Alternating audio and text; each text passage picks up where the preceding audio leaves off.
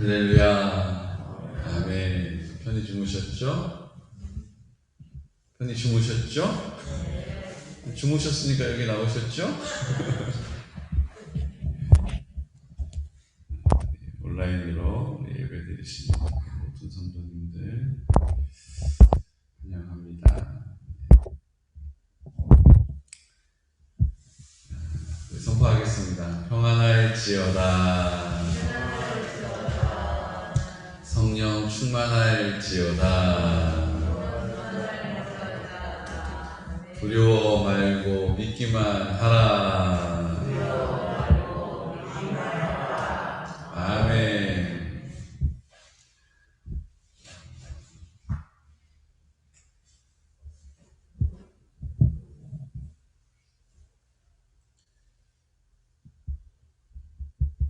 지난번 의료계의 공공의사 양산하는 문제 때문에 시위를 벌였던 거, 데모했던 거 여러분들 아시죠? 그래서 참 제때 진료를 받지 못해서 사망에 이르신 분들 얘기도 이렇게 안타깝게 듣기도 했었죠, 그렇죠? 맞죠?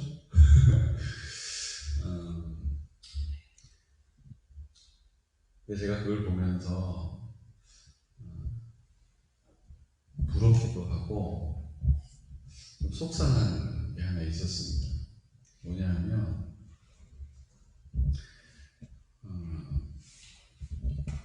의사분들이 그냥 검증되지 않은 누구나 어느 지방에서나 의대를 지원하면 의사들은 턱을 낮춰서 더 많은 의사가 필요하다는 거예요. 그래서 더 많은 의사들이 더 많은 의료 서비스를 해야 된다. 그게 이제 국가의 얘기였습니다. 근데 사실은 우리나라가 전 세계 어느 나라보다 의료 서비스의 질이 높아요. 미국만 해도 병원에 가서 진료를 받기 위해서 기다려야 되는 시간이 최소한 70시간이 넘습니다. 몇 시간이라고요? 70시간.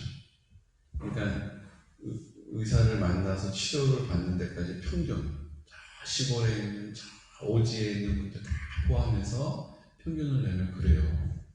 우리나라는 여러분 병원에 가서 앉아서 얼마나 기다리세요? 많이 기다려도 1시간은 넘지 않죠. 우리나라는 아플 때 가서 그냥 의사를 만나는 게 쉬워요. 근데 전 세계적으로 봤을 때 우리나라와 같이 이렇게 의료 서비스, 의사가 잘 이렇게 네트워크 잘 갖춰진 나라가 없습니다. 그런데도 의사를 더 만들어야 된다는 거예요. 그러니까 이해가 안 되는 거죠. 근데 국가에서는 한번 하겠다 그러면 굽히지를 않잖아요. 지금 정부는. 그러니까 그거를 막 밀어붙이고 의사들은 난 그 꼴을 못 본다. 그러니까 의사협회장이 내 이름을 걸고 내가 다 모든 걸 지고 가겠다 그러고 반대하지 않습니까? 정부도 막 밀어붙이고 이제 의사 옷이 패스 안 시킨다 그러고 막 협박을 하는데도 뭐 레지던트들, 인턴들이 전부 다 막 이렇게 시위를 하잖아요. 결국은 나라에서 물러섰어요. 양보했단 말이죠. 그래서 그런 일이 일어나지 않게 됐습니다. 교회는 뭡니까? 교회는 예배 드리지 마십시오. 예배 드리면 교회 폐쇄해 버릴 겁니다. 이렇게 좋은 말만 하시지만 한 번도 교회가 예배 드리지 않은 적이 없어요. 폐쇄가 될지언정 예배를 드리지 않은 적은 없습니다. 일제시대 때도 예배 드렸잖아요. 그런데 의사들은 그거를 어떻게 해요? 목숨을 걸고 피를 흘리면서 지켜내는 거예요. 교회는 뒤로 쭉 물러나는 바람에 이제 나의 현수막으로 교회가 잘못했습니다. 교회가 반성합니다. 이런 것만 갖다 붙여요. 교회가 뭘 잘못했습니까? 나라를 위해서 기도해야 되는 자리에 기도하겠다는데 우리의 기도를 얼마나 볼품없이 봤으면 우리가 모여서 기도한다는데도 고맙다는 말은커녕 우리를 손가락질하고 있잖아요. 그게 저는 좀 아쉬웠어요. 교회가 이렇게 물러나는구나. 뒤로 내팽겨쳐져 버리는구나.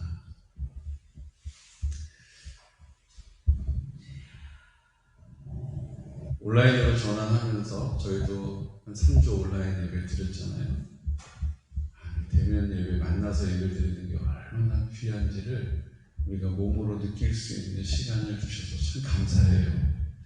그러지 않았으면 그냥 우리는 그냥 예배 드립니다. 그것도 은혜고 감사한 일인데 그러지 않았을 때 어떤 상황인지를 그냥 우리가 머리로만 헤아릴 수밖에 없었는데 우리가 그렇게 해보니까 야, 이거는 온전한 예배를 할 수가 없어요. 저부터 그러니까.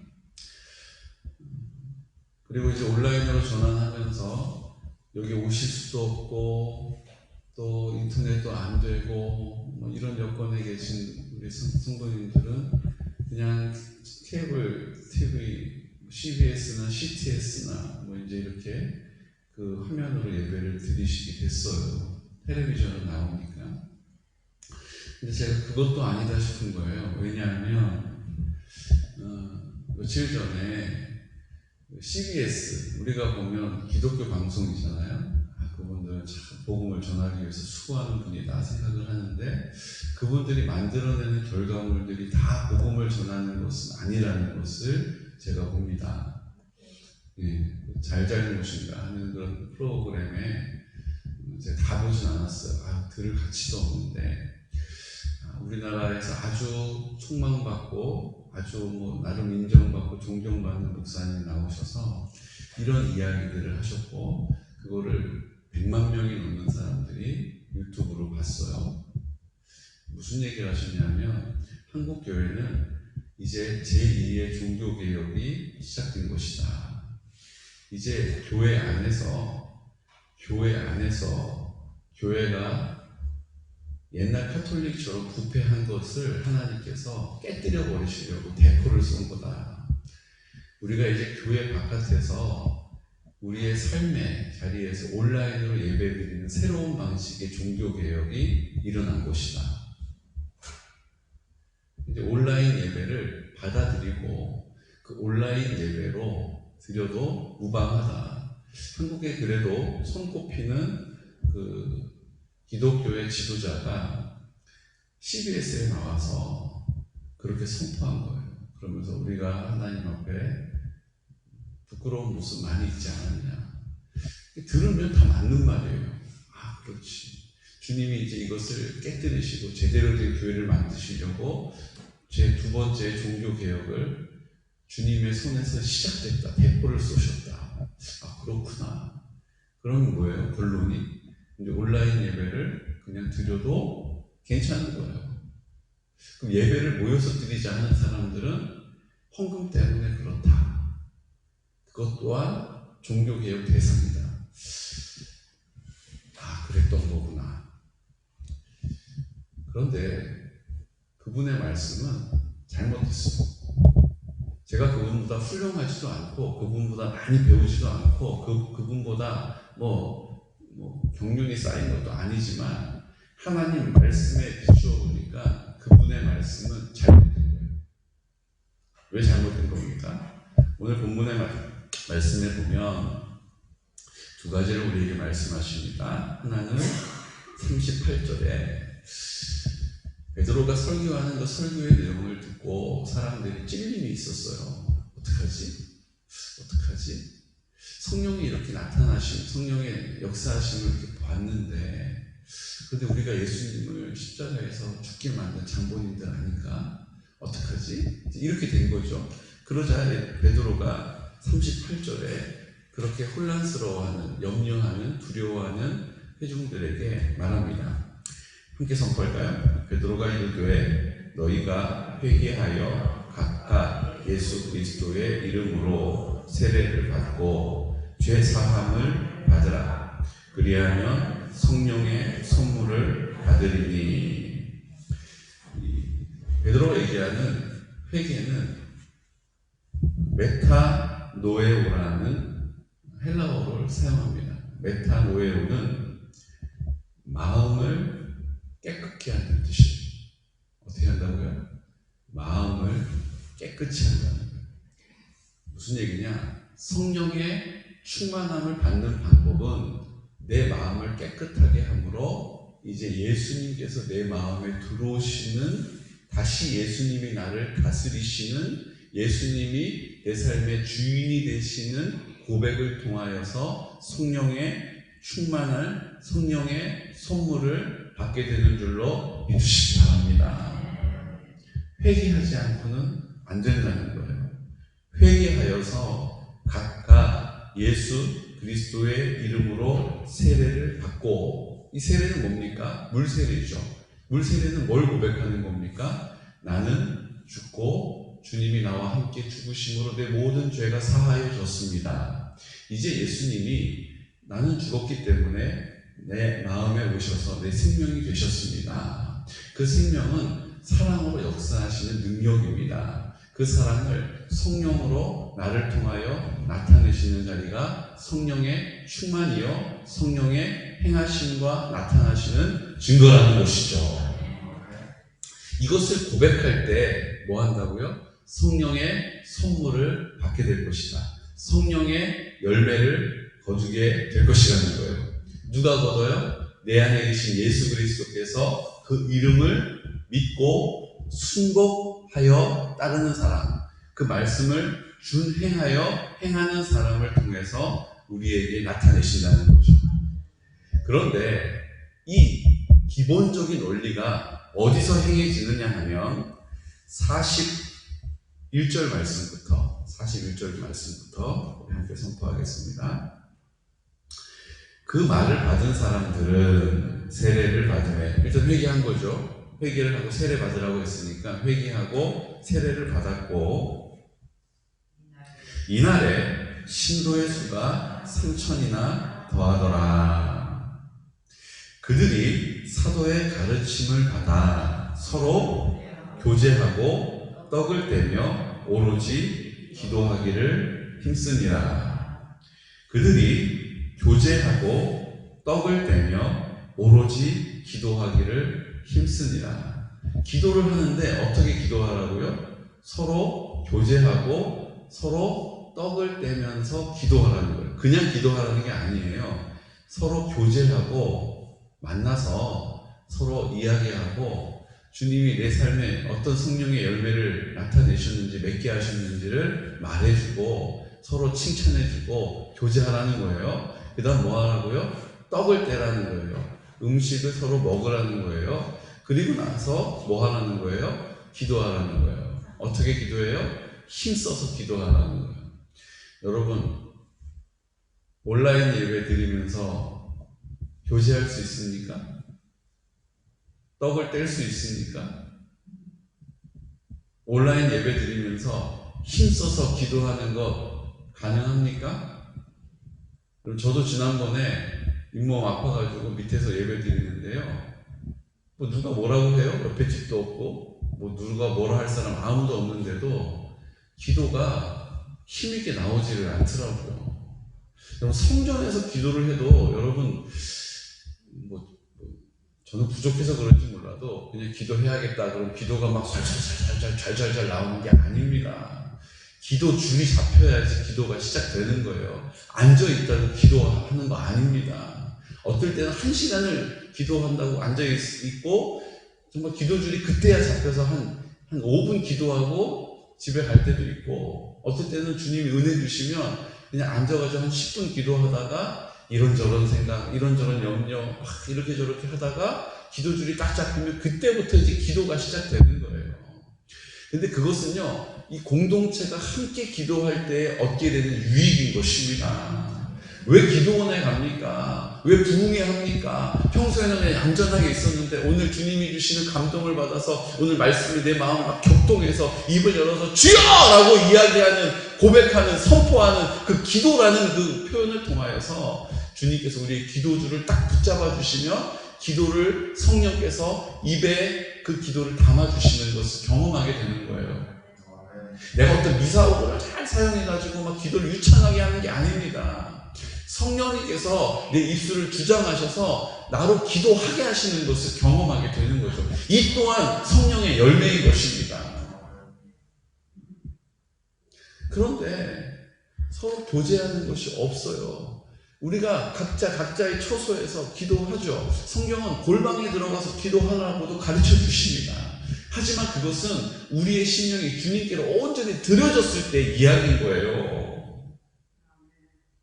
교회 안에는 갓난 아이부터 성인까지 다양한 지체들이 있습니다. 그 모든 지체들에게 당신은 가서 종교개혁입니다. 그렇게 교회에 와서 예배드려도 삶이 안 변하는 것보다는 각자 집에서 온라인으로 예배를 드리더라도 주님이 그 함께 하시는 예배를 드리면 그 삶에서 하나님께서 역사하십니다. 맞는 말이긴 하지만 오늘 이 본문의 말씀을 왜 이렇게 하라고 우리에게 가르쳐 주셨을까요? 오늘 성경이 우리에게 뭐라고 얘기합니까? 사도의 가르침을 받았다라고 했어요. 사도들에게 가르친 것입니다. 뭘 가르쳤어요?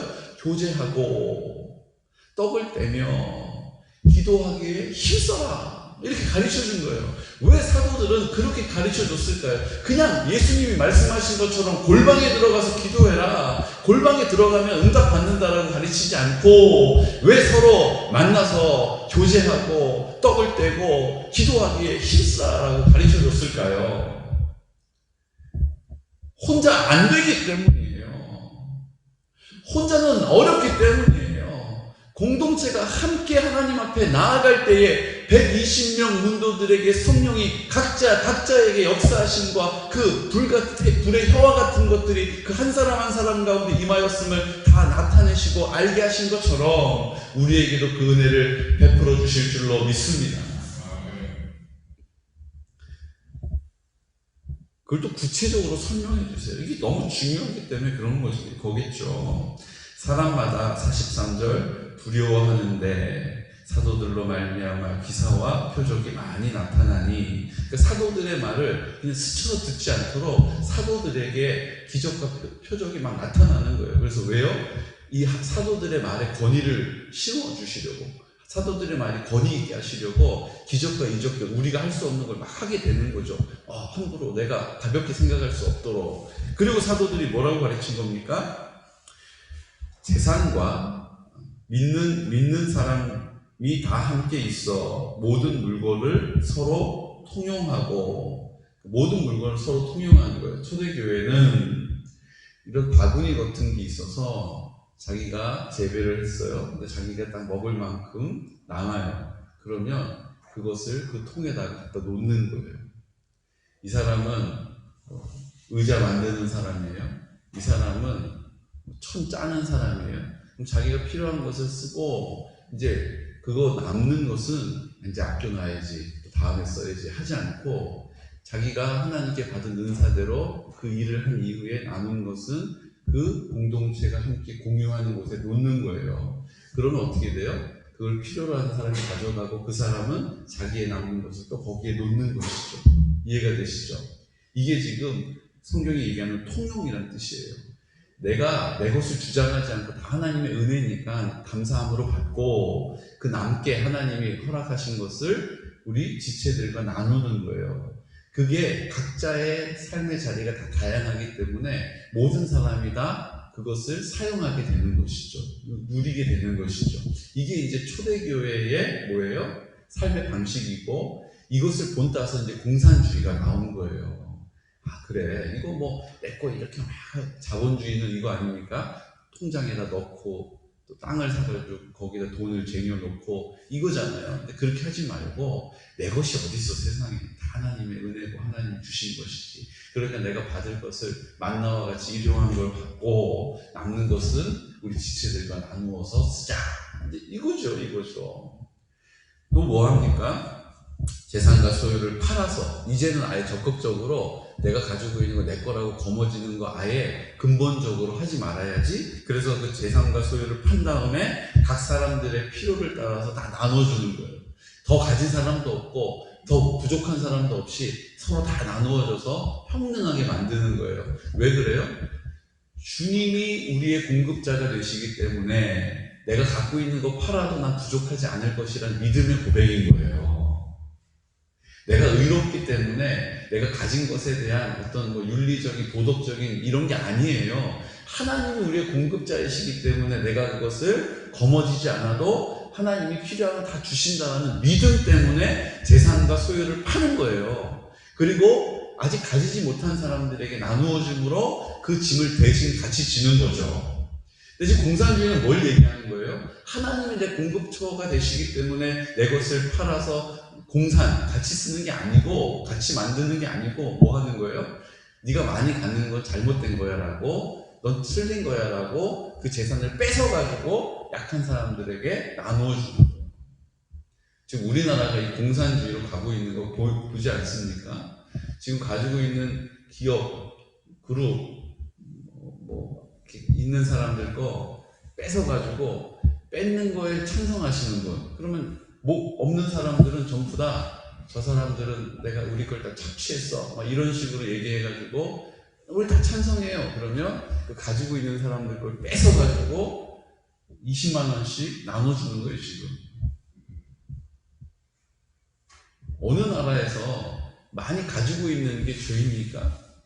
그 사람도 많이 가지기 위해서 대가를 지불했다는 것을 다 무시해버리고 많이 갖고 있기 때문에 그 사람은 우리의 공공의 적이 되는 거예요. 그 사람 거 뺏어가지고 나눠주는 거 찬성하시는 분. 다 찬성하죠. 지금 그렇게 가고 있는 거예요, 여러분. 그냥 얼마 준다고 해가지고 그거 바라보면서 너 얼마 준다니까 너무 좋다. 정부가 정말 일 잘한다. 얼마나 더 줄 수 있겠습니까? 그 가진 사람들이 얼마나 더 그것을 내놓을 수 있겠습니까? 전부 다 하향 평준화 되는 거예요, 우리나라가. 근데 성경은 우리에게 뭘 얘기해요? 그게 아니고 주님이 우리의 공급자이시기 때문에 스스로 내가 가지고 있는 것을 팔아서 처분해서 가지지 못한 사람들과 공유하는 거예요. 나누어 쓰는 거예요. 그게 성경의 원래 정신인 줄로 믿습니다. 그렇게 하기 위해서 공동체가 필요한 건데 모이지 않고 그냥 알아서 각자 온라인으로 예배 드리는 것이 종교개혁이다? 틀린 말이에요. 틀린 말. 날마다 마음을 같이하여 성전에 모이기를 힘쓰라라고 사도들이 가르쳐줬어요. 그 말을 하찮게 여길까봐 사도들이 그 말 하기 전에 병든 사람이 막 나버리는 거예요. 막 귀신들이 막 도망가버리는 거예요. 와, 대단하다. 그런데 그 사도에 비해서 뭘 얘기해요? 교회 성전에 모이기를 힘쓰십시오 라고 말하는 거예요. 집에서 떡을 떼며 기쁨과 순전한 마음으로 음식을 먹고, 여러분 집에서 모여서 순전한 마음으로 어떻게 해요? 날마다 마음을 같이 함으로. 지금 뭘 계속 강조하고 있어요? 마음을 강조해요. 왜 강조해요? 회개한 마음을 지키라는 거예요. 우리가 뭘 먹고 뭘 살아도 이 땅에서 교회 바깥에서 살아도 그 마음을 주님 앞에 지키며 살라는 것이죠. 그 마음을 지키기 위해서 뭐 하라는 거예요? 성전에 모이기를 힘쓰라는 거예요. 성전에 모이기를 힘쓰라고 가르쳐 주시는 거예요. 왜요? 성전에 모였을 때에 나보다 연약한 사람, 내가 도와야 되고 나보다 믿음으로 선 사람의 그 모습을 보면서 내가 격려를 받고 위로를 받기 위해서 그런 거예요. 그냥 혼자는 안 돼요. 그래서 사도들이 뭐예요? 성전에 모이기를 힘써라. 너 떨어져서 집에 있을 때 먹고 생활할 때 그때도 니네 마음을 지켜야 된다. 그 마음을 지킬 수 있는 가장 좋은 방법은 성전에 모이는 것이다 라고 가르쳐 주는 거예요. 근데 성전에 모이지 말라고요? 그냥 각자 알아서 예배 드리는 것도 종교개혁이라고요? 말도 안 되는 소리를 하는 거예요, 지금.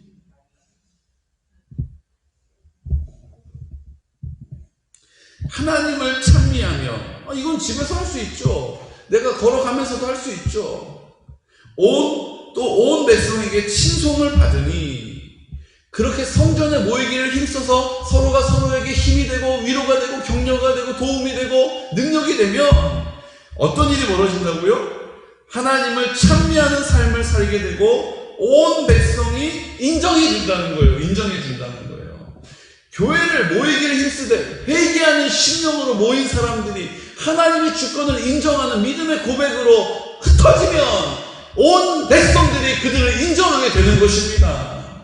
그러니까 다시 교회 성전에 모였을 때 그 회개하는 심령을 회복하는 일을 우리가 해야 되는 것이지, 우리가 종교개혁이니까 모였는데 안 되지 않았습니까? 모였는데 그냥 막 돈 가지고 그냥 명예 가지고 교회가 권력을 가지고 그랬지 않습니까? 이제 흩어져 가지고 주님의 역사하심을 기대해야 합니다. 말도 안 되는 소리예요. 말도 안 되는 소리예요. 우리가 회개함으로 모였을 때 주님의 뜻이 온전히 이루어지면 그때 우리 가운데 온 백성들이 우리를 칭송하는 회복의 역사가 일어나게 될 줄로 믿습니다. 하다가 안 되면 다른 길입니다라고 이야기하는 것 아니에요. 우리의 길이 진리의 길이었다면 하다가 안 되면 주님이 하실 수 있도록 드리고, 주님이 역사하시는 은혜를 경험하고 그 길 가운데 주님의 능력을, 주님의 구원을 경험하는 것이죠. 그렇게 할 때 어떻게 됩니까? 구원받는 사람을 날마다 더하게 하셨다라고 우리에게 약속해 주십니다. 사랑하는 성도 여러분, 우리가 잘 분별해야 합니다. 뭐 CBS에서 한다고, CTS에서 한다고 다 그렇구나, 새로운 걸 알았네. 여러분, 우리 미혹하는 거예요.